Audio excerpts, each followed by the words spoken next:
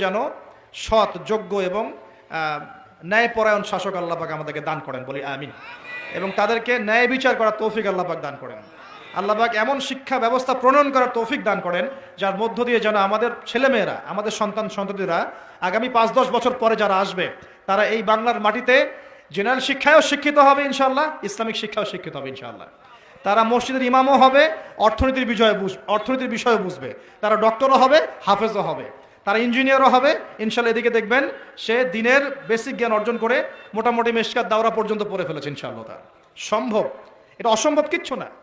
একটা 4 বছরের বাচ্চা, 4 বছরের একটা বাচ্চা মিনিমাম 200টা শব্দ মুখস্থ করতে পারে। 4 বছরের বাচ্চা। একটা 5 থেকে 6 বছরের বাচ্চা একই সাথে 3টা ল্যাঙ্গুয়েজ শিখতে পারে। 4 থেকে 6 বছরের বাচ্চা। এটা পড়েন, প্যারেন্টিং সম্পর্কে পড়েন, এডুকেশন সিস্টেম নিয়ে ঘাটাঘাটি করেন। বড় বড় কান্ট্রিগুলোর দিকে তাকান, আচ্ছা সেকুলার কান্ট্রির দিকেই তাকান, ব্রিটেনের দিকে তাকান,